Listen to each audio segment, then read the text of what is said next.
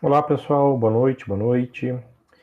Bom, então hoje, como eu tinha mencionado para vocês, nós faremos aí uma revisão do conteúdo, né, de eletromagnetismo e também vou mostrar alguns exemplos que não foram trabalhados lá na aula passada, não é? Outros pontos ali dos conceitos que nós não tínhamos abordado, certo?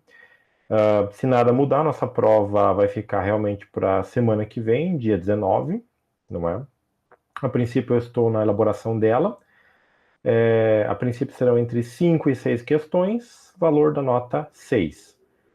A lista que complementa essa nota, né, 4 pontos, já está no AVA, não é? Inclusive no tópico de hoje, da aula de hoje. São 4 exercícios, 1 ponto cada exercício, certo? Então vocês têm até o dia 30 desse mês para resolver a lista e colocar ela via AVA, não é, para correção. Então, verifiquem bem antes de tirar a foto da resolução e enviar se ela ficam nítidas, porque se não ficar nítida não tem como fazer a correção e a nota não vai poder ser lançada, beleza? Qualquer dúvida aí durante a explicação que vocês tiverem aí do conceito, das resoluções dos exemplos, vocês podem me chamar que eu respondo aí para vocês, beleza? Bom, então, outra coisa importante é que nessa prova serão basicamente os conceitos trabalhados nessa aula. Então, alguns conceitos que, porventura, não tenham ou não apareceram por aqui, a chance de estarem na prova já é bem pequena daí no caso, certo? Bom, então, vamos iniciar aqui a nossa aula. Então, quando a gente passou lá do primeiro para o segundo bimestre, não é? A gente viu ali mais a questão de propriedades elétricas dos meios materiais, a parte de polarização, não é? Essa parte não vai ser cobrada na prova, mas a parte de capacitância é importante, não é? E por isso que nós estamos repassando ela aqui. Então, um capacitor basicamente é definido como dois condutores, não é, ligados a uma diferença de potencial, e entre eles você tem um meio de elétrico. E essa configuração, como mostra aqui na figura, é o que configura um capacitor que basicamente armazena energia elétrica em qualquer circuito, certo? Então, desta forma, o que acontece? Quando você liga qualquer diferença de potencial entre essas placas, elas vão ficar carregadas com as cargas, não é? Ou seja, a mesma quantidade de carga positiva eu vou ter aqui em cargas negativas, e um campo interno entre estas placas. Se eu não tiver meio material nenhum aqui, tiver apenas o vácuo, o campo elétrico é dessa forma como está apresentado aqui. E a capacitância, matematicamente, é definida como uma razão entre a carga, entre as placas, pelo potencial aplicado entre elas, certo? Então, a unidade lá é o Faraday, né, que no SI é uma definição como Coulomb por volt, certo? Então, essa é a forma de você calcular a capacitância. A carga, geralmente, você faz uma medida dela ou associa a corrente, não é? E o potencial, ele pode ser calculado através dessa expressão aqui, como a gente viu lá no primeiro bimestre. Ele vai ser uma integral ao longo de um caminho, não é? De 0 a d, por exemplo, e escalar dl, em que E seria o campo elétrico na parte associada a esse caminho, e o dl seria a divisão deste caminho D em pequenos elementos, certo? E aí você pode usar, como nesse exemplo aqui, nesse caso aqui, essa equação para calcular a capacitância dessa geometria aqui do capacitor de placas planas e paralelas, que seria o exemplo mais simples que existe de capacitor. Então, se você tiver duas placas metálicas, sejam elas quadradas, circulares, retangulares, e separadas por uma distância d, e esse volume interno aqui preenchido com um dielétrico, um material puramente isolante, o que vai acontecer? Eu vou poder aumentar ou diminuir a carga que eu posso colocar nessas placas aqui, certo? Então, no caso, separação D, a área, não é do caso das placas, e o dielétrico entre elas. A gente sabe que quando eu aplico um potencial entre essas placas, eu carrego em cima positivamente, embaixo negativamente, eu vou ter um campo elétrico direcionado externo, de cima para baixo. Só que quando ocorre a polarização deste material aqui dentro, do material dielétrico, o que vai acontecer? Vai aparecer um campo interno ao material, contrário ao campo externo. E aí isso está associado à quantidade de energia que eu posso armazenar. Então essa polarização do material aqui permite com que eu carregue, ou seja, tenha um capacitor de maior ou menor capacidade de cargas elétricas, certo? Então, nesse caso aqui, o cálculo dessa integral do potencial, ele vai associar a distância e a área. Por isso que, para o capacitor de placas planas e paralelas, a equação que calcula a sua capacitância é C igual a Q sobre E vezes D, em que Q é a carga, E é o campo e D seria a distância de separação. Ou ainda, eu posso modificar essa equação desta forma aqui, εA sobre D, em que A é a área das placas, né, associadas às placas, D é a separação, e esse ε está associado ao dielétrico que eu tenho do meu material. Observe que não aparece ε0 aqui, não é por causa, como não estamos tratando do vácuo, esse ε está associado a este meio material aqui. E aí um exemplo inicial seria o cálculo da capacitância. Então você vai ter a seguinte situação aqui. Um capacitor com placas paralelas possui uma capacitância de 1 Faraday. Se a distância entre as placas paralelas é igual a 1 milímetro, ou seja, uma separação muito, muito pequena, qual será a área de cada placa? Ou seja, se eu quiser colocar montar um capacitor, construir um capacitor que tenha a capacidade de 1 Faraday, não é? 1 Faraday é uma capacitância muito grande. E considerar que o que eu tenho entre elas é o vácuo, ou seja, não tenho meio material nenhum, não tenho ar, não tenho nada, só o vácuo. Qual seria a área dessas placas? Pois muito bem. Então, pegando ali a equação da capacitância mostrada ali atrás, C igual a ε0 vezes A sobre D, em que esse ε0 é para o vácuo, o que eu vou fazer? Eu só vou reordenar esses termos aqui, vou isolar essa área, certo? Então, ε0 está aqui embaixo, passa multiplicando, D está em cima multiplicando, passa dividindo. Aí eu vou ter lá C igual a ε0A sobre D. E aí, reescrevendo, não é? A equação, a gente calcula desta forma aqui. Então, olha só, a separação, passei para metros, né? 1 vezes 10 a menos 3. Capacitância igual a 1. E o ε0 é 8,85 vezes 10 na menos 12, certo?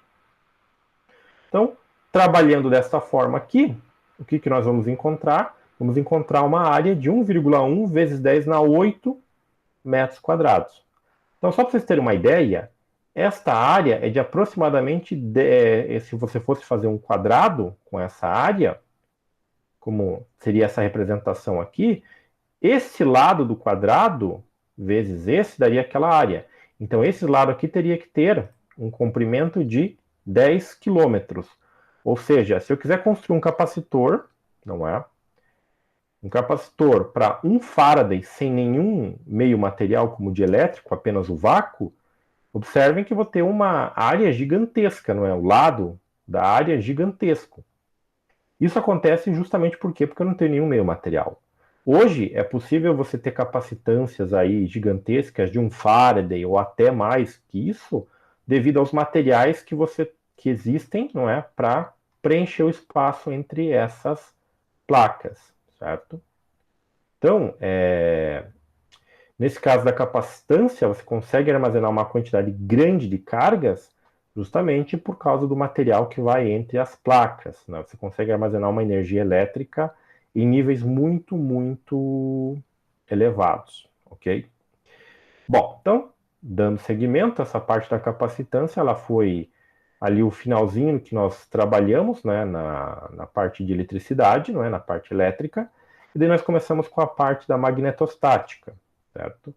Em que Nós tínhamos inicialmente as fontes magnéticas, que basicamente são os ímãs, né? São fontes permanentes de magnetismo. E associados a essas fontes, nós temos lá os dois tipos, digamos assim, de campo magnético. O campo H, que é o campo indução, que está associado a bobinas, não é? E o campo B, que seria uma espécie de fluxo ou densidade de fluxo magnético, que está associado ao meio material. E a relação entre eles é B igual a μ0 vezes H. Assim como eu tenho lá o análogo para a parte elétrica, que seria o D, não é? No caso, seria uma equação similar a essa, seria D igual a ε0 vezes Z.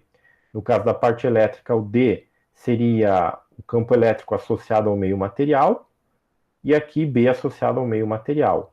O ε0 a permissividade, o E, o campo E externo aplicado ao material, certo? E aí nós temos essas fontes permanentes que, se nós usarmos aqui no caso limalha de ferro, nós podemos verificar a presença das linhas de campo magnético. Uma coisa importante, no caso do campo elétrico, as suas origens estão nas cargas positivas e negativas. Tanto é que eu posso separá-las e ainda assim eu teria cargas isoladas. Linhas de campo saindo das cargas positivas e linhas de campo entrando nas cargas negativas. No caso dos campos magnéticos, as linhas de campo são sempre fechadas. Então, apesar de isso não aparecer aqui nessa figura, elas iniciam, por exemplo, ou terminam aqui no polo norte, viajam aqui, interagindo com a limalha, chegam no polo sul e depois fecham o caminho aqui por dentro. Então, aquela história de eu sempre cortar um ímã, eu sempre vou ter um ímã completo. Então, se eu cortar bem aqui no meio, terei um polo sul aqui, um polo norte nessa extremidade e um polo sul aqui. Então, toda vez que você divide um ímã, uma fonte magnética permanente, pela metade, o que vai acontecer? Você sempre vai ter nessa divisão os polos contrários, para as linhas começarem e terminarem desta maneira, certo? Bom, aí a gente viu a interação das cargas elétricas com campos magnéticos. Então, quando eu tenho uma carga elétrica, seja positiva ou negativa, e coloco ela num campo elétrico, se ela estiver em repouso, ela vai começar a se movimentar conforme o campo. Se ela está em movimento, ela pode ser parada, inclusive, dependendo da orientação do campo. No caso do campo magnético, a interação entre campo magnético e carga elétrica só vai existir se essa carga estiver em movimento. Se essa carga estiver em repouso, o campo magnético não tem como colocá-la em movimento ou tirá-la do movimento. O que o campo magnético faz sempre numa carga elétrica é alterar a direção do seu movimento. Como o movimento está associado a uma velocidade, a força magnética altera a direção do movimento e não a intensidade, no caso a velocidade. O valor da velocidade ele permanece o mesmo, certo? Então, como exemplos, nós temos essas três situações aqui. Então, no caso do tubo de raios catódicos, o campo elétrico retira aqui os elétrons que foram ejetados de um filamento, né, através do aquecimento, e faz com que esses elétrons se movam para essa região aqui.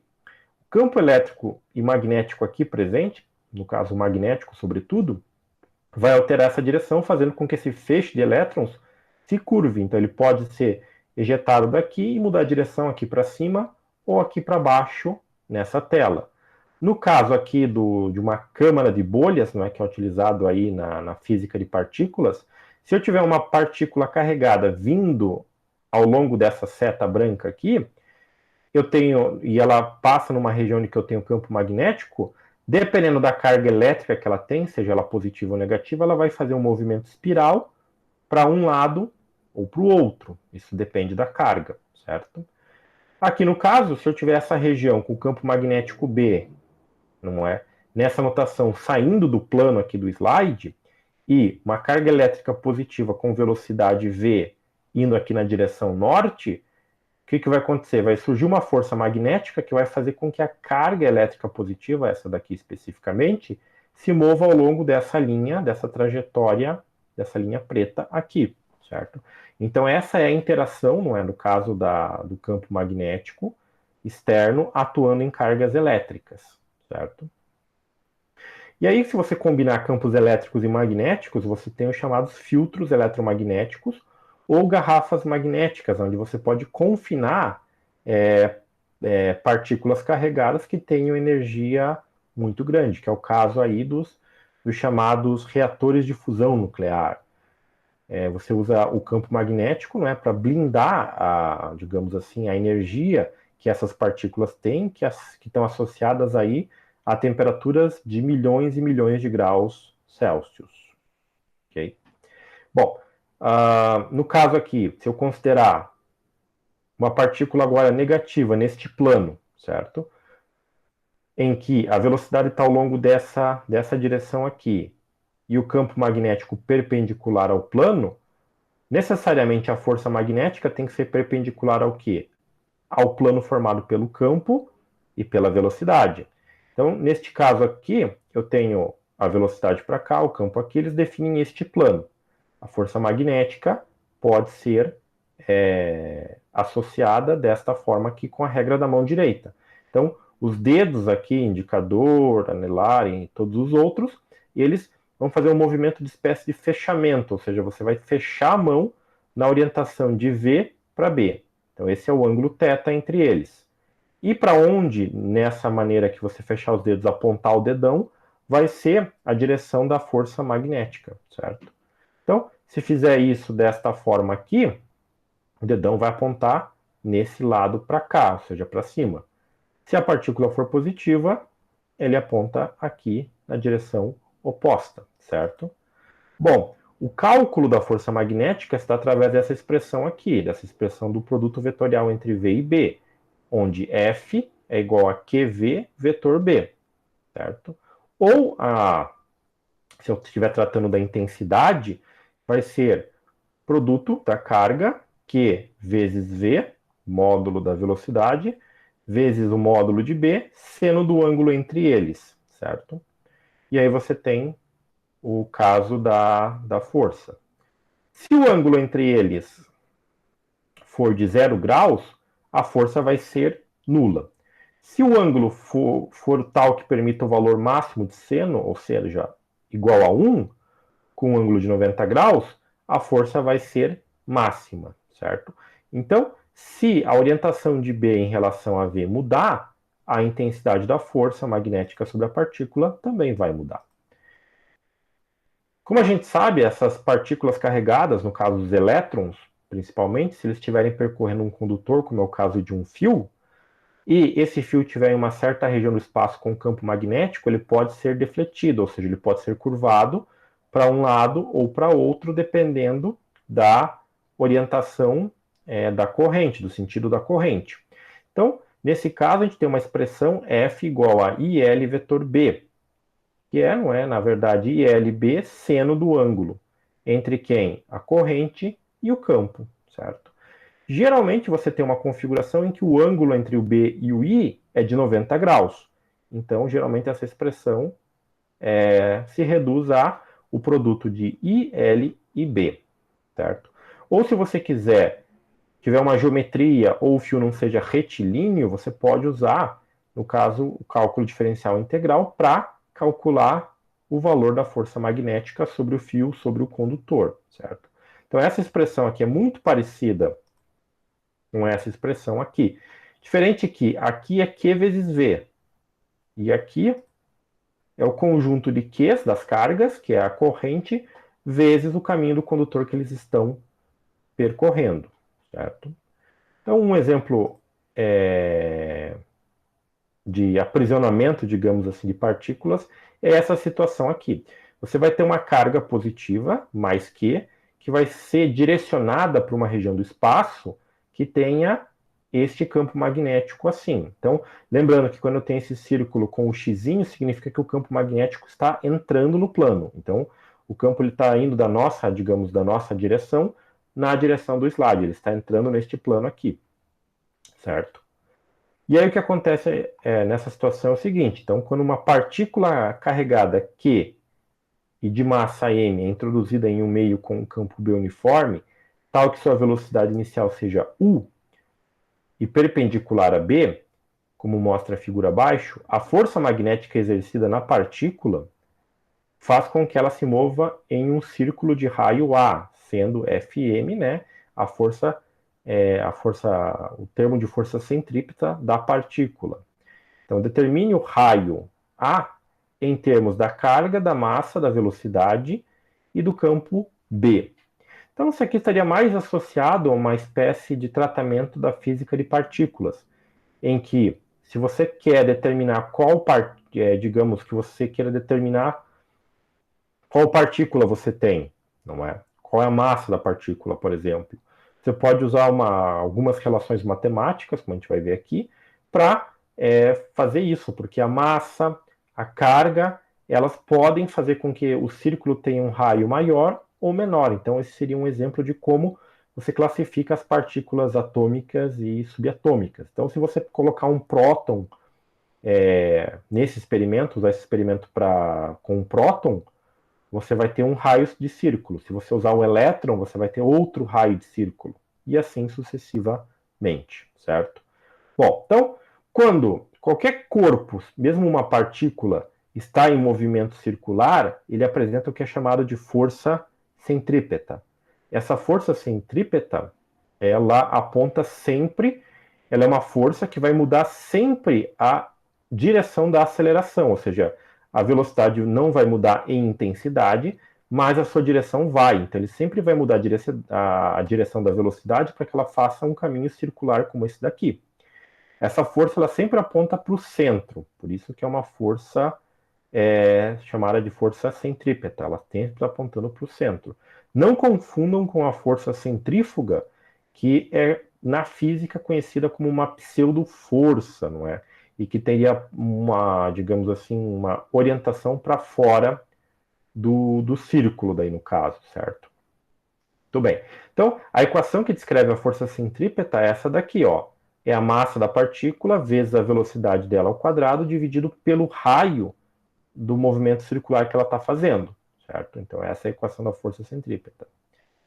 Como nesse caso eu tenho que igualar a força centrípeta com a força magnética, eu vou trabalhar com duas equações. Aqui do lado esquerdo da igualdade, com a força centrípeta, e com do lado direito, com a força magnética. No caso, como ele está me dizendo que B e U estão perpendiculares, então o ângulo entre eles é 90, esse seno vai ser igual a 1, certo?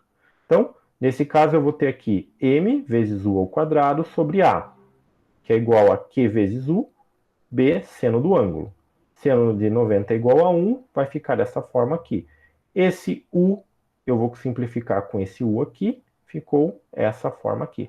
Como eu quero encontrar o raio desse círculo aqui, em termos das outras constantes, eu só vou isolar ele e daí eu tenho essa expressão. O raio vai ser dado em termos da massa, vezes a velocidade, a carga e o campo, certo? Então, se eu mudar o tipo de partícula, a massa vai mudar, eu vou ter um raio maior ou menor, dependendo da partícula que eu utilizar. Lembrando que eu tenho que ter esse cara aqui, eu tenho que ter essa carga. Se eu não tiver essa carga, eu não tenho aceleração, então eu não vou ter interação da força magnética com a partícula, certo? Então, nesse exemplo 2, a gente vê justamente essa questão da interação da força magnética com as partículas carregadas. No caso de condutores, o que você tem aqui é o movimento da corrente, que são partículas, no caso dos elétrons, que fazem esse movimento, né, que percorrem esse caminho aqui. Quando você aplica o campo B, a força vai, digamos assim, curvar ou alterar a movimentação do nosso condutor, certo? Bom, então, ainda no quesito aqui de forças e campos, um conceito importante é o conceito do torque, pois isso aqui vai ter importância fundamental na questão aí dos geradores e dos motores elétricos, pois o torque vai estar associado, não é, à força aplicada num sistema mecânico que tem um eixo que permite a rotação em torno dele, certo? Então, esse é o princípio aí das espiras e dos segmentos. Tanto é que quando a gente viu lá Quando o condutor ele é retilíneo, ele tem um começo e um fim diferentes, você tem uma força líquida sobre ele. Agora, se esse condutor começa aqui, vai até lá em cima e, digamos, ele se estendesse de volta para cá, o que aconteceria? Eu teria o começo e o fim no mesmo ponto, então você teria um circuito fechado. E aí você apareceria forças com sentidos opostos, ou forças antiparalelas. E aí, se esse sistema tivesse um eixo de rotação, ele poderia girar conforme essa espira aqui, certo? Então, o equacionamento aqui do torque sobre uma espira percorrida por uma corrente num campo magnético constante é dado dessa forma aqui. O torque é o produto vetorial entre IA pelo campo B. Quem que é esse IA? I é a corrente que está circulando aqui na espira, e o A seria essa área que a espira delimita. Então, no caso dessa espira aqui, a área do retângulo seria a área que entra nessa equação aqui. Na literatura, muitas vezes, para facilitar o equacionamento, você cria lá algumas constantes ou alguns outros, uma outra nomenclatura. Então, no caso, esse produto de corrente vezes a área é conhecido como momento magnético da espira. Então, ele é representado pela essa letra grega μ. Então, torque tal é igual a μ vetor B, certo? Esse vetorzinho aqui, ele sempre é perpendicular a esta área, então ele sempre vai estar perpendicular apontando aqui para cima ou para baixo. E aí, a orientação do torque vai depender desse produto vetorial aqui. Se o ângulo for tal que isso aqui seja 90 graus, o torque é máximo. Se isso aqui for tal que o ângulo entre eles seja zero, o torque vai ser nulo. E aí você vai ter todas as outras situações de torque intermediárias a isso daí, certo? E aí o funcionamento dos motores muitas vezes se dá pelo fato de você ter uma geometria, uma simetria mecânica que vai fazer com que, quando o torque é nulo, pela inércia o sistema continue a girar. Então você rapidamente sai dessa situação de torque nulo, torque máximo, que aumenta a velocidade e a aceleração, torque nulo novamente e assim por diante, esses motores aí de corrente contínua ou corrente alternada, certo? Bom, e aí a gente passou por isso daqui que só para a gente entender em termos dos ângulos, não é?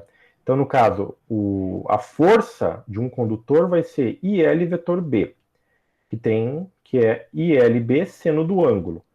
Seno de 90, a força é máxima. Seno de 180 ao zero, a força é nula. E aí, se você tem o eixo de rotação, como é o caso desse eixo ao longo de Y, você vai ter o sistema propício para rodar, certo? Então, no caso aqui dos torques, basicamente a gente fez vários exemplos lá, tanto é que eu nem trouxe nenhum exemplo dessa parte aqui, não é? Porque a maioria das situações possíveis já estavam englobadas nos exemplos que a gente trabalhou, certo? Bom, outro ponto importante aí do eletromagnetismo, não é? É a chamada lei de Biot-Savart. Essa lei seria o análogo à lei seria o análogo à lei desenvolvida por Coulomb, quando você associa o campo elétrico, no caso de Coulomb você tem uma força que depois associa ao campo elétrico, e aqui você tem um campo magnético num determinado ponto do espaço, não é, em relação a um condutor percorrido por uma corrente. Então, se você tiver esse condutor aqui, percorrido por uma corrente, a corrente associada aqui vai promover um campo magnético neste ponto P. E uma maneira de você calcular essa situação é através dessa expressão aqui, em que B é igual a μ0 sobre 4π, que multiplica a integral de IdL, vetor, o versor R, não é? Que está associado à orientação aqui que está apontando aqui para o ponto P, né? Esse vetorzinho que aponta desse elemento aqui para o ponto P, e o R quadrado, que é a distância entre esse elemento do condutor e o ponto P. Então, o campo ele é diretamente proporcional a esse produto vetorial e inversamente proporcional ao quadrado da distância. Então, quanto mais distante você estiver do ponto P, menor vai ser a intensidade do campo magnético sobre esse ponto P aqui, certo? E quanto maior for esse produto aqui, mais intenso vai ser esse campo nesse determinado ponto P aqui, certo? Então, um exemplo que nós temos sempre estão associados à geometria do condutor. Então, muitas vezes você tem formas, como esse caso aqui, que lembra lá uma fatia de pizza, por exemplo, em que ele está no plano XY, como vocês podem ver aqui, certo? Só que a corrente ela se dirige para o lado negativo de X, então ela vai aqui para a esquerda, ela vem aqui, ela sobe aqui, ela faz esse segmento aqui de arco, ela desce e aí vai embora, certo? E aí, nesse exemplo 3, a gente tem que determinar qual que é o campo magnético nesse ponto O, certo? Desse loop aqui, desse pedaço de pizza aqui, né? Dessa armação que lembra um pedaço de pizza, mostrado na figura, não é? Aí ele pede para usar a lei de Biot-Savart e você considera que o raio, que seria, se você, digamos, prolongasse isso aqui numa circunferência, a distância desse ponto O até aqui, não é? Essa parte curva, é igual a A, certo? Bom, daí a gente tem que fazer algumas análises. A gente sabe que, primeiro, todo condutor percorrido por uma corrente, ele tem um campo magnético associado, de forma radial. Então, se a gente usar a regra da mão direita aqui, colocando o dedão apontando aqui na corrente, os outros dedos iam fazer uma espécie de círculo aqui em volta, que seria o quê? A orientação do campo magnético B, certo? Muito bem. Então, o que acontece aqui? IDL vetor R. O DL está aqui. Na verdade, o DL está em todo esse comprimento aqui. Se eu analisar primeiro esses segmentos aqui, de O, desse ponto O, até o ponto A aqui, não é? Esse segmento OA, e esse segmento OC. Se eu fizer análise disso daqui, eu vou perceber que é zero. Por quê? O versor R, ele tem que estar associado ao elemento, certo? Então, o versor, o DL está aqui, né? Para esse cara aqui. E o R está paralelo a ele. Então, se o R está paralelo a ele, o versorzinho R está paralelo, o ângulo entre eles é zero, certo? Então, olha só, o DL aponta para cá, o R aponta para cá. Aqui, o DL aponta para baixo e o R versor aponta a 180 graus, ou seja, diametralmente oposto. Eu sei que o seno de zero e o seno de 180 são iguais a zero. Então, esse elemento aqui, esse comprimento, esse segmento de O até A e esse segmento de O até C, não vão contribuir para esse termo aqui, eles vão ser iguais a zero. Explicitando isso tudo aqui, eu deveria fazer uma integral para essa parte curva, para essa parte reta e para essa parte reta. E aí o que eu teria? Que as integrais desse segmento e desse segmento seriam iguais a zero, certo? Então, trocando daí daqui para cá, o R eu troquei por A ao quadrado, né? Porque é a distância dessa parte curva até o ponto O, esse A minúsculo aqui. E aí eu vou integrar isso aqui ao longo do quê? Desses elementos DL aqui, certo? Só que essa parte do DL aqui, toda essa parte aqui de A até C, é um arco, não é? E da geometria a gente sabe que um arco, ele é tratado como o quê? Como o produto do raio desse arco pelo comprimento dele. Esse comprimento está em termos do ângulo φ. Então, por isso que daqui para cá, eu troquei esse DL por A de φ, não é? Só por causa da geometria do problema. O campo B, ele está apontando perpendicular a esse plano aqui, que tem que ser o eixo Z. Então aparece o versor Z aqui, certo? Como a corrente é constante nesse sistema, ela pulou já para fora da integral. Então vou integrar isso aqui. O A eu vou simplificar com A, vai ficar um A aqui. O resultado da integral, que é dφ, vai ficar apenas φ ao longo do eixo Z. Então, para essa geometria aqui, o valor do campo B neste ponto é igual a μ0 vezes I, vezes esse ângulo aqui, não é? Esse ângulo θ, sobre 4π vezes A. Tudo isso apontando perpendicular a esse plano aqui, certo? Então vejam que dependendo da geometria desses condutores, não é?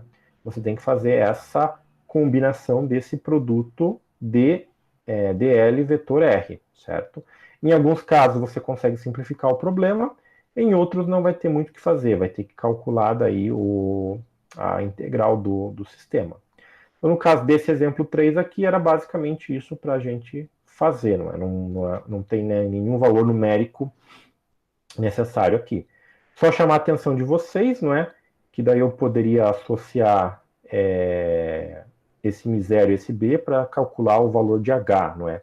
No caso, se eu pegar esse μ0 aqui e passar dividindo aqui, eu posso trocar essa divisão b sobre μ0 por h. Aí eu tenho o valor do campo h nesse ponto aqui, certo? Bom, então, essa aí foi mais um exemplo aí da aplicação da lei de Biot-Savart.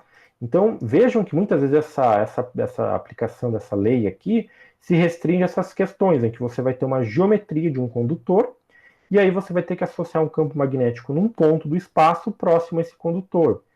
E aí, dependendo da forma geométrica que ele está disposto, você tem que trabalhar desta forma aqui, certo? Bom, em muitos casos, essa distribuição dessa forma geométrica não é muito amigável para se calcular os problemas.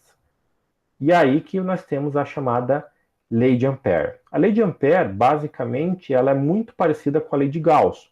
A lei de Gauss, ela parte do princípio em que você vai ter uma superfície imaginária que vai envolver a região do espaço, e através da relação dessa superfície imaginária com o fluxo elétrico que atravessa ela, eu vou poder calcular qual é a carga envolvida nessa superfície ou associar isso ao campo elétrico. No caso da lei de Ampère, eu vou imaginar um caminho, que é chamado de caminho, ou esse caminho define uma superfície, que também é uma chamada de superfície amperiana. E aí eu vou determinar a corrente que vai estar aprisionada, não é? Vou associar o campo magnético com a corrente aprisionada por esse caminho, por essa superfície. Então, se eu tiver, por exemplo, aqui uma situação com 3 fios com corrente elétrica e desenhar este caminho aqui, eu posso associar um campo magnético ou a corrente encerrada aqui através dessa equação, em que eu vou ter lá B, a integral, né, de caminho fechado, B escalar dl igual a μ0 vezes a corrente encerrada. Então, para esse caso aqui, eu posso associar o campo magnético a essas duas correntes, mas não essa terceira, porque ela não está encerrada por este caminho, certo? Então, aqui eu só vou estar trabalhando qual é o campo magnético nesse ponto B, nesse ponto aqui, campo magnético nesse ponto, em relação a essas correntes desses dois condutores, certo? E aí, essa é uma maneira que eu tenho para trabalhar com isso. Aqui só justificando por que a gente não usa o fluxo magnético, porque, diferente das linhas elétricas, que começam em cargas positivas e terminam em cargas negativas, as linhas de campo magnético e o fluxo sempre estão num ciclo fechado. Então, o fluxo magnético, numa situação análoga à lei de Gauss, seria igual a zero, certo? Então, por isso que eu trabalho com esta relação desta forma. E aí, para calcular uma situação, nós temos este exemplo número 4. Então, olha só, você tem aqui esses dois quadrados, que são percorridos pelas correntes I1, esse aqui à esquerda, e I2 à direita, certo? E aí eu tenho essas duas situações de curvas, não é? Ou de caminhos imaginários, o caminho 1 e o caminho 2. E aí eu quero fazer o quê? Eu quero determinar a relação da integral, não é, desta integral, com a corrente que está nesses circuitos aqui.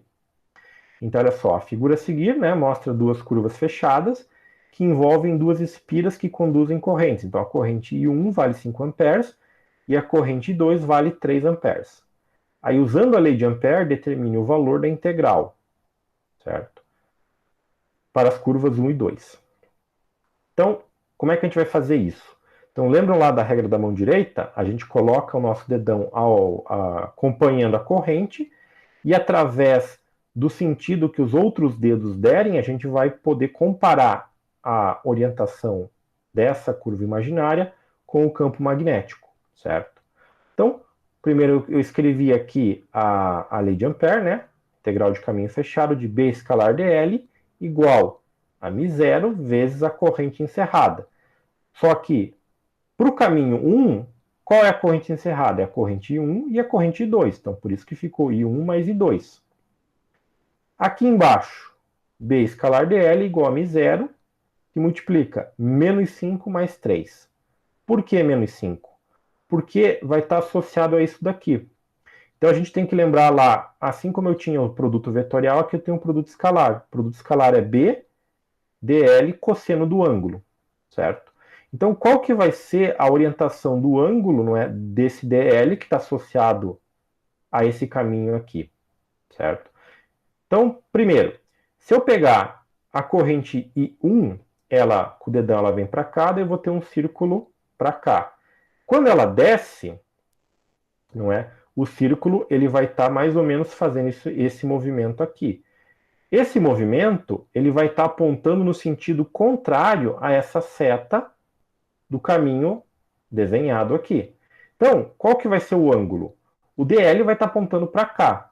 O B vai estar apontando a 180 graus. Então, o cosseno calculado aqui é de 180. Só que o cosseno de 180 é menos 1. Então, por isso que aparece esse menos aqui. Então, esse menos vem da onde? Da orientação desse DL em relação a esse B. Então, ficou menos 5 mais 3. Isso é menos 2. Aqui eu não quis usar o valor do μ0 só para deixar nessa forma aqui. E como ele está pedindo o resultado desta integral aqui, vai ficar menos 2 μ0, certo? Então, isso para o caminho número 1. Já o caminho número 2, a gente tem que tomar um cuidado porque tem uma torção, é como se o caminho torcesse, certo? Então, usando a mesma lógica, o que vai acontecer? Primeiro vamos ver quantas correntes estão aprisionadas pelo caminho 2. Então aqui a gente tem a corrente 1, aqui, a corrente 1 aqui novamente, e a corrente 2. Então vão ser dois termos de I1 e um termo I2. Só que novamente, regra da mão direita, dedão aponta para cá, pela orientação do caminho, vai ser um cosseno de 180 para esses dois termos aqui, certo? Se não tivesse essa voltinha, essa torcida aqui, o que aconteceria? Aqui, o outro componente, o ângulo seria 0. Aí o cosseno seria igual a 1, o sinal seria positivo, aí seria mais 5. Como tem essa torcidinha, essa volta aqui, o que vai acontecer? Vai ficar menos 5 e menos 3. Por que menos 3 nesse caso aqui? Porque eu tenho que, novamente, pego o sentido da corrente, a corrente vai estar subindo para cá. Corrente sobe, o círculo do campo vai estar aqui. Nessa maneira, contrário a essa orientação do caminho 2. Contrário, 180, aparece menos aqui. Então, menos 5 e menos 3 dá menos 13. Então, para o caminho 2, o resultado da integral vai ficar menos 13 e 0, certo? Então, depois, façam aí, observem, façam na prática, aplicando a regra da mão direita. Não é? O dedão apontando, e aí os outros dedos eles vão estar fazendo um movimento de circular para um lado ou para o outro, certo? Então, nesse caso aqui, dedão apontando para cá, o que vai acontecer? O campo vai estar saindo nesse ponto aqui do plano do slide, e nesse ponto ele vai estar entrando, certo? Então essa é uma maneira de encarar esse caso aqui. Bom, e aí depois da lei de Ampère, a gente foi para a parte de indução eletromagnética, ou seja, como é que você induz eletromagneticamente um sinal? Através de duas maneiras. Ou eu aproximo e afasto um ímã permanente de uma espira, de um circuito fechado, e aí eu ligo uma carga ou um aparelho entre os terminais dessa espira, e eu vou perceber uma FEM, uma fonte de força eletromotriz. Ou eu mantenho o meu ímã parado e, de alguma maneira, eu faço com que a área dessa espira aumente e diminua, interceptando mais ou menos linhas de campo magnético. E aí eu também vou ter uma FEM aparecendo entre os terminais da bobina. O que nos leva lá, né, à chamada lei de indução de Faraday. Então, novamente, a gente pega aqui aquela espira com o eixo de rotação, só que agora, em vez de ter uma corrente passando aqui, porque a gente aplicou uma corrente externamente, eu simplesmente vou rotacionar esse cara aqui no interior de uma fonte de campo magnético. Essa rotação vai fazer com que o fluxo magnético para a espira varie. E a FEM associada aos terminais vem do quê? Da taxa de variação do fluxo magnético. Se eu tiver apenas uma espira aqui, o N aqui é igual a 1. Então a FEM que aparece é o negativo da taxa de variação do fluxo magnético. E a corrente vai ser o quê? Vai ser a razão dessa FEM pela resistência externa que eu aplico ao meu circuito, certo? Então, a gente já viu essa equação aqui, que seria uma forma de calcular a corrente elétrica, e a equação, digamos assim, da FEM de geração para um conjunto de voltas, né, uma bobina que tem N voltas, é igual ao negativo de N vezes o fluxo, né, a taxa de variação do fluxo magnético, não é? Então, nessa geometria o fluxo vai estar associado ao produto, e se eu virar isso aqui a 90 graus, eu vou ter outra variação. Então, se eu continuar fazendo isso aqui variando, eu vou ter uma FEM que vai ser alternada. E essa alternância da FEM vai depender do quê? Da frequência ou da velocidade angular que eu fornecer aqui, não é? Para esse sistema, certo? Bom, outra forma é, em vez de eu girar o meu circuito fechado, eu posso fazer com que ele se movimente com uma velocidade numa região com campo magnético constante. Então, se eu fizer isso, vai aparecer uma corrente aqui, uma FEM entre os terminais, como a gente já viu em alguns exemplos aí resolvidos anteriormente. E essa equação aqui é só para ilustrar mesmo a questão do fato de que variação de fluxo magnético está associado a FEM, ou potencial elétrico, que por sua vez está associado a um campo elétrico, não é? Então, como eu já mencionei lá em aulas anteriores, isso aqui é realmente o princípio da integração entre parte elétrica e parte magnética, não é? Que leva ao eletromagnetismo, certo? E a gente também não pode esquecer da lei de Lenz, não é? Que diz lá que o sentido de qualquer efeito, né, de indução magnética é tal qual ele se opõe à causa que produz esse efeito. Isso aqui a gente vê na prática toda vez que a gente puxa qualquer dispositivo elétrico da tomada, né? A gente sempre vai ver uma faísca pulando. Por quê? Porque se estabeleceu ali campos e correntes que vão tentar trabalhar contra, ou seja, quando você puxa a tomada, você vai criar um campo por consequente uma corrente que vai tentar evitar que você desligue, digamos assim, ou interrompa aquele circuito. E quando você vai colocar a coisa na tomada também, vai pular uma faísca, só que daí pelo, digamos, inverso desse conceito daí. Bom, e aí a gente tem as chamadas FEMs, a FEM geral, que é a combinação da FEM de transformação, quando eu tenho um movimento, ou melhor, quando eu tenho um campo magnético variante no tempo, em relação a uma bobina estática, que não muda de área, mas a FEM do movimento, em que a bobina se move de forma que a sua área está variando em relação ao campo magnético, certo? No caso da FEM de transformação, ela é dada por esta equação aqui em cima, não é? E a FEM de movimento por essa equação aqui. Lembrando que esse U é a velocidade, não é, do circuito, ou parte do circuito da bobina, no interior do campo magnético, certo?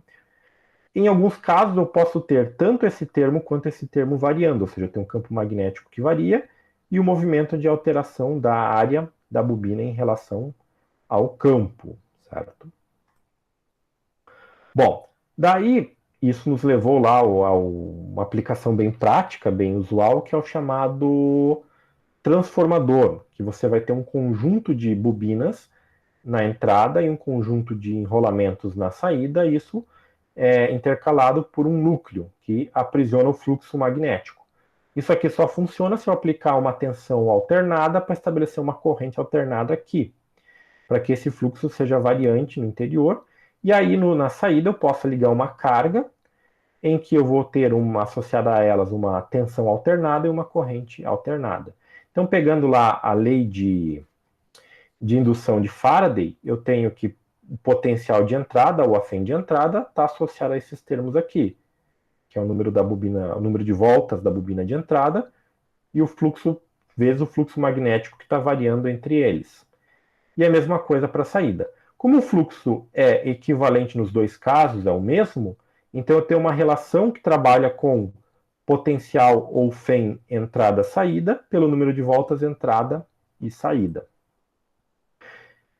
Como é um sistema em que a potência vai ter que ser igual, ou seja, a potência de entrada igual à potência de saída, senão eu estaria violando aí uma lei física universal, não é, que é da conservação da energia, eu tenho a relação de correntes e os números de enrolamentos. Então, corrente de entrada pela corrente de saída é igual ao enrolamento de saída pelo enrolamento de entrada. E aí, através dessas duas relações, eu sei que se eu aumentar ou diminuir a tensão na entrada, da entrada em relação à saída, eu tenho que fazer o inverso com a corrente, aumentar ou diminuí-la, certo? E aí, para a gente verificar isso através de um exemplo, o que, que eu tenho? Eu tenho esse exemplo de número 5. O exemplo de número 5 me diz a seguinte coisa, que um transformador ele é composto por uma bobina primária de 1.200 voltas e alimentado por uma tensão de 127 volts e uma corrente de 4 amperes. Qual deve ser o número de voltas na bobina secundária para que a tensão seja de 12 voltas, para que a tensão seja no item A 12 volts e no item B 24 volts. E aí, no caso, quais seriam as correntes associadas a essas tensões de saída? Então aqui eu não estou colocando nenhum valor de resistência porque eu estou considerando os condutores ideais, certo? Mas mesmo que eles não fossem ideais, eu poderia associar aí uma resistência, sei lá, de 5 até 10 ohms, por exemplo, que seria uma resistência aí mais usual, né, digamos assim. Bem, então, o que, que eu vou fazer? Eu vou pegar aqui a relação de tensões e enrolamentos, e como eu quero saber, através dos parâmetros que ele forneceu, quais serão os números de enrolamentos na saída, eu só vou reescrever desta forma aqui. Então vai ficar o N2 igual a V2 sobre V1 vezes N1. V2 vale quanto? 12 volts. V1 vale 127, então 12 sobre 127 vezes 1.200.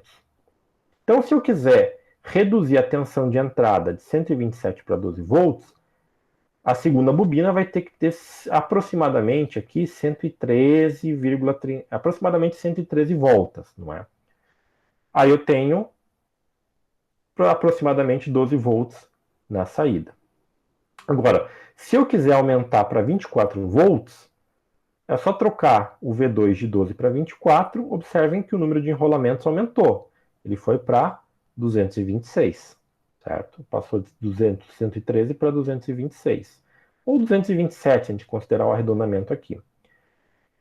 Então, se vocês algum dia se depararem com aqueles transformadores variáveis de saída, que tinha muitos, antigamente você vendia, você tinha lá um transformador que ele baixava a tensão para várias tensões, a tensão de entrada dos 127 da rede, para várias tensões. Então você tinha muitas vezes lá 12, 24, às vezes 9 volts, às vezes 5 volts, às vezes 3 volts e meio, 1 volt e meio. Então dependia lá de um arranjo que era feito eletronicamente, não é? Do número de voltas que você colocava na bobina.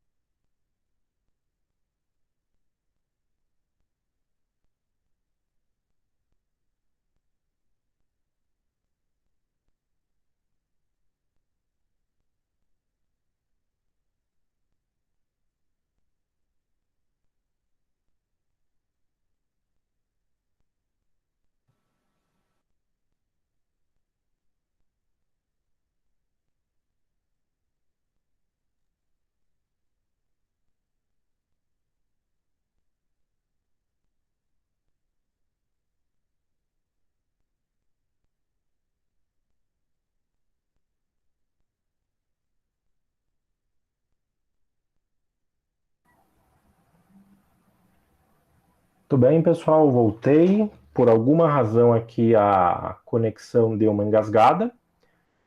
Deixa eu compartilhar aqui a apresentação novamente.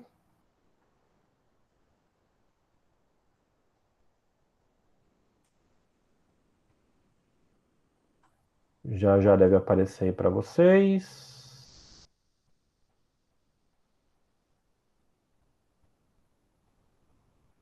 Tá ok. Beleza, voltou a apresentação aí. Tá, então vamos voltar aqui um pouquinho, né? Bom, tá. Então, partindo daqui. Então, aqui a gente calculou as relações, ou seja, o número de voltas, não é, que eu tenho que ter na saída, para atingir essas tensões aqui, 12 e 24. Agora, qual que vai ser a corrente na saída se eu tiver essa situação aqui? Então, vou pegar aquela relação das correntes com os enrolamentos e vou isolar o valor da corrente número 2 aqui. Eu sei que a corrente de entrada é de 4 amperes. Então, olha só, corrente de saída vai ser N1 sobre N2 vezes a corrente de entrada nas duas situações. No caso, o número de voltas de entrada é de 1.200, enquanto que no primeiro caso, que eu quero 12 volts, o número de enrolamentos que eu calculei tem que ser 113. Então vai ficar 1.200 por 113 vezes 4. Então a corrente que na entrada lá era de 4 amperes, por esse sistema aqui vai pular para 42,47 amperes. Ou seja, ela vai dar um salto aí de praticamente 10 vezes. Então, você tem aqui uma situação que você aumenta muito a corrente. Então, por isso que muitas vezes você pode, quando baixar a tensão, queimar um dispositivo na saída do transformador, porque a corrente, pela relação de potência, se mantém. Então, a corrente vai ter que aumentar e muito, certo? No segundo caso aqui, ela não aumenta tanto, né? Ela vai para 21,23 amperes, certo? Então, como vocês podem verificar aqui, aquela relação de potências é válida, pois se eu diminuo a tensão, a corrente tem que responder aumentando. Então, por isso que não adianta em você pensar, eu quero fazer uma bobina ou um transformador que me dê lá 1 milhão de volts na saída. É possível fazer? É. Só que daí você não vai ter todo o aproveitamento energético do sistema, pois vai depender lá de alguns fatores, como a questão da frequência associada à tensão aqui. Então, se você vai trabalhar em frequências baixas, aí nas frequências de 60 Hz da rede, tudo bem. Mas para tensões mais altas, você sempre vai ter que considerar daí frequências mais altas para ter, digamos assim, um rendimento melhor desse caso, não é? E claro, se você quiser alta corrente, alta tensão na saída, a tua entrada vai ter que estar associada a uma alta corrente, porque a questão da potência deve, a lei da potência ali no caso, deve se manter sempre constante. Bom, então, finalizando aqui com aquela questão lá dos campos H, o campo magnético B, quando você tem nos meios magnéticos. Então, você tem o meio magnético 1, o meio magnético 2, meios sólidos. Você tem uma corrente aqui perpendicular a essa superfície, então ela sairia do plano aqui do slide, não é? Você tem aquelas relações que a gente viu para o campo elétrico. Então, olha só, você tem aqui os campos B, né, normais, iguais, ou a relação entre os campos H através do μ, certo? Então, os campos normais, eles são sempre perpendiculares a essa região de fronteira, não é? Enquanto que os campos tangenciais, eles sempre são o quê? Paralelos. Então, aqui, ó, o campo tangencial do meio 2 e o campo tangencial do meio 1, certo? Então, aqui, os campos tangenciais, nesse caso ali, os campos normais, né? São iguais a essa, são obtidos através dessa relação, enquanto que os campos tangenciais são iguais entre si. E aí a gente tem aquela relaçãozinha, né? Aquela tabelinha, não é? Em que eu tenho lá o meio dielétrico 1, meio dielétrico 2, meios dielétricos ou meios condutores. E aqui as relações entre os campos es, des, H e B, não é? Então, aqueles exemplos que a gente viu lá dos meios dielétricos, quando você tem esses campos aqui elétricos normais, e também esses caras aqui, não é? A gente já trabalhou em sala, a gente já viu como calcular esses caras aí, são de formas similares. Beleza? Bom, pessoal, então o que eu tinha para resumir para vocês nessa aula aqui hoje era isso, não é? Conteúdo aí eu passei um pouco mais rápido e também de maneira mais direta, porque a gente já trabalhou ele detalhado em outras aulas. Daí agora fico à disposição se vocês tiverem dúvidas aí sobre conteúdos, resoluções ali, estou aí à disposição de vocês. Professor, eu tenho uma dúvida em relação ao exercício da aula passada, no slide 7 da aula passada. O slide 7 da aula passada. Tá, deixa eu ver se eu localizo ele aqui. Vamos aqui.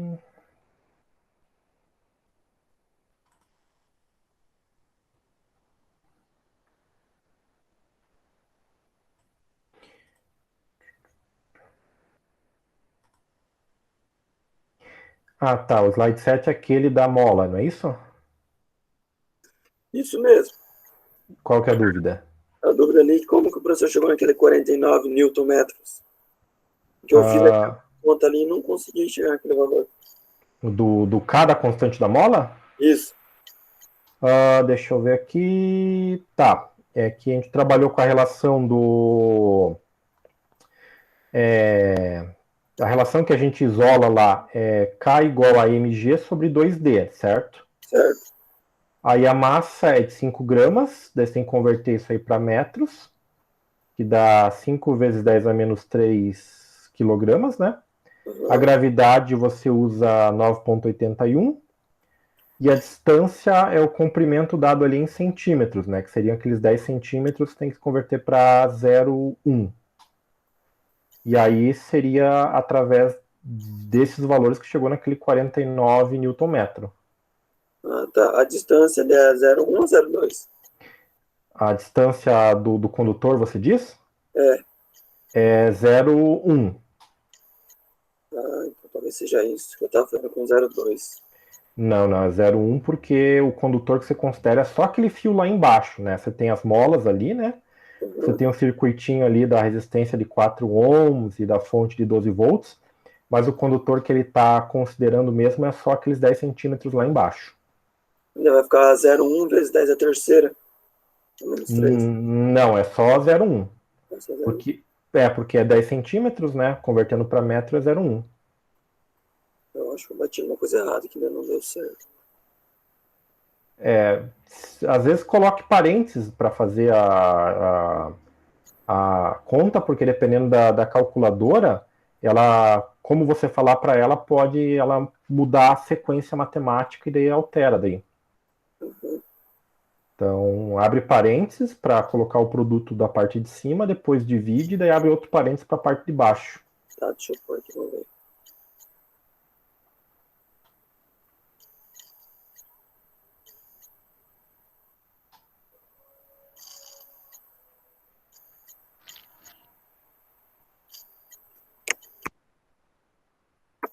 Ó, professor, eu fiz assim, ó. Abri o parênteses, coloquei o 5 vezes 10 elevado a menos 3, vezes 9,81, fechei parênteses. Dividi isso por, abre parênteses, 2 vezes 0,1, fechei parênteses. Deu 0,24. 0,24? Uhum. Tem que mudar em graus, radiano, alguma coisa, não? Não, a princípio não. A princípio esse cálculo não precisaria disso. Deixa eu dar uma confirmada aqui. Tá bom. Então, deixa eu ver aqui.